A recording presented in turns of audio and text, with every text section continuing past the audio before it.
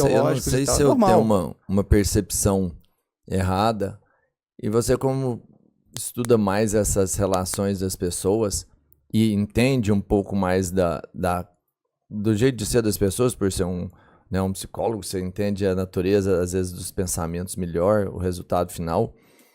Mas eu acho que, por exemplo, os espíritas, eles são, de alguma forma, talvez uma visão errada minha, mais amorosos e mais doadores do que as outras religiões.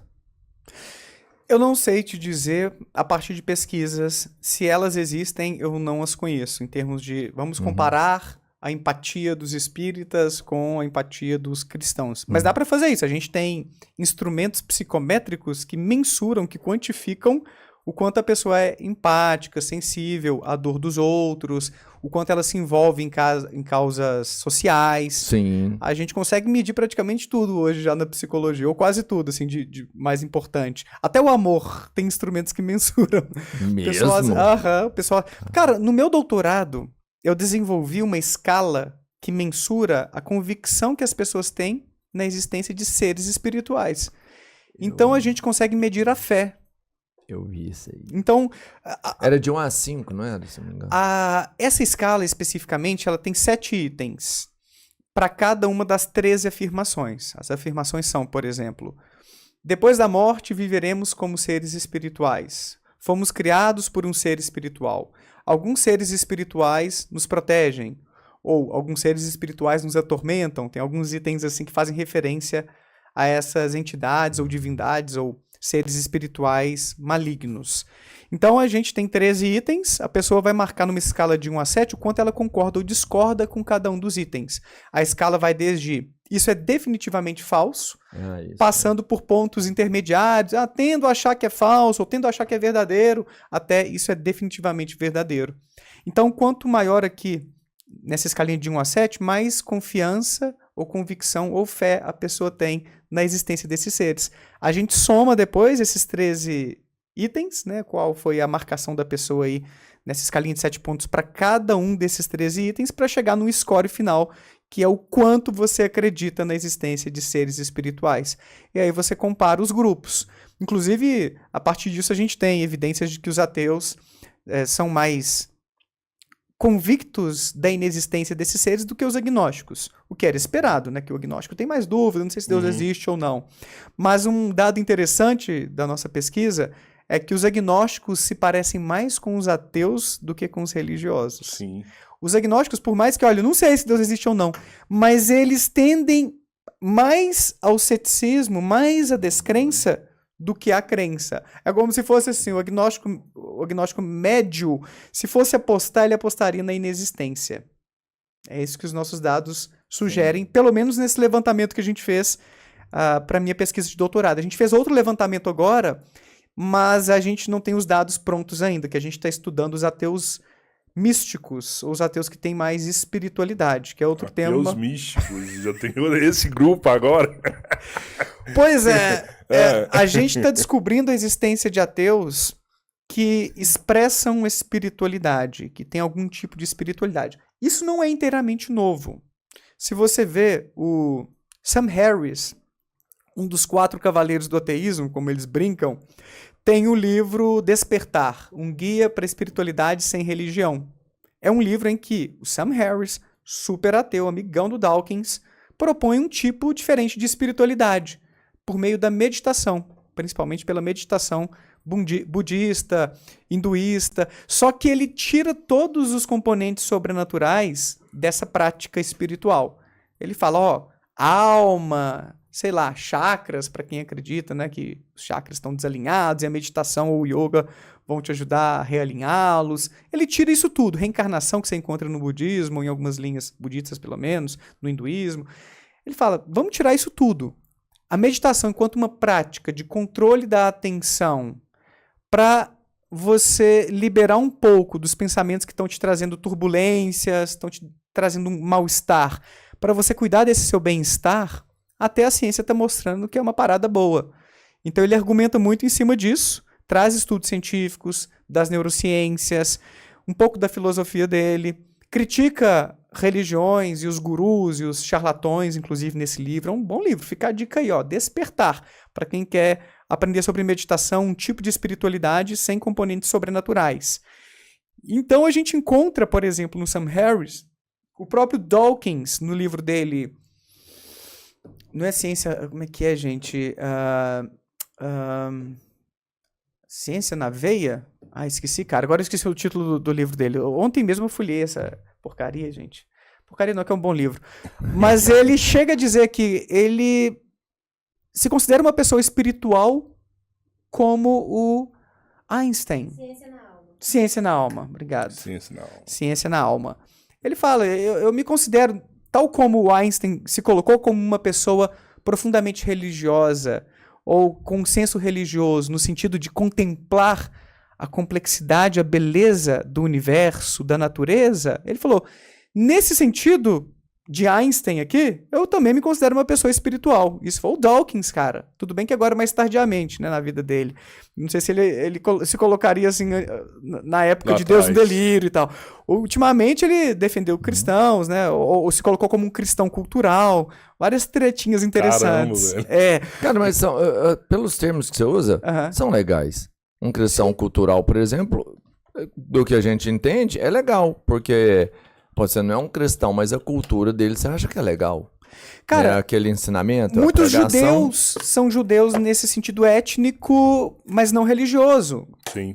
No sentido de, cara, acho que Freud foi um judeu ateu. Então, ele tem origem judia, mas ele não acreditava em Deus, em nada sobrenatural. Só que muitos desses judeus ainda seguem a tradição. Tem algumas coisas na comida, na música, algumas práticas são preservadas ali. E nesse sentido, né, se for, para talvez trazer alguma coisa para minha vida, eu adoro visitar catedrais, essas igrejas bonitas, as pinturas, assim. A música, a gente estava num musical, A Noviça Rebelde, sexta-feira agora, eu chorei pra caralho, velho. Que lindo, que lindo. E é uma freira que é meio rebelde e aí acaba se apaixonando e tem todo esse conflito da vida religiosa e tal, maravilhoso. Eu admiro, eu contemplo muito da prática religiosa, das experiências religiosas, eu acho que existe uma beleza aí. Mas isso não quer dizer que eu concorde com várias ideias que são socialmente perigosas em várias religiões, nem que eu me considere religioso por conta disso. Eu simplesmente valorizo em alguma medida as religiões, Tá, quaisquer que sejam. das religiões, dessa sua percepção, isso é bem polido para falar, mas você acha que, por exemplo, quem acredita em astrologia é menos inteligente? Então, Caralho. tem até uma pesquisa sugerindo isso. Mas a inteligência não é o principal fator que determina se uma pessoa vai ser ateia ou religiosa, ou crente em pseudociências como astrologia ou constelação familiar. A inteligência não que é onde é. ia cair depois, na Exato, a constelação. gente já chega lá. Mas a inteligência não é um fator assim tão importante. O que mais pega é a herança cultural. Filhos de cristãos tendem a se tornar cristãos, filhos de muçulmanos tornam-se muçulmanos, filhos de ateus tendem a se tornar ateus. Então vai muito da referência de pai e mãe. Como você foi doutrinado na sua infância? Ou Isso, que né? referência... Na verdade, é uma doutrinação que vai acontecer. Sim, não no sentido pejorativo, mas no Não. sentido de você ser encaminhado nessa forma de pensar, nessas práticas. E o mesmo vale para uma visão mais científica, mais cética de mundo. Seus pais podem te incentivar a desenvolver essa visão de mundo que bebe mais da filosofia e da ciência, e não da religião.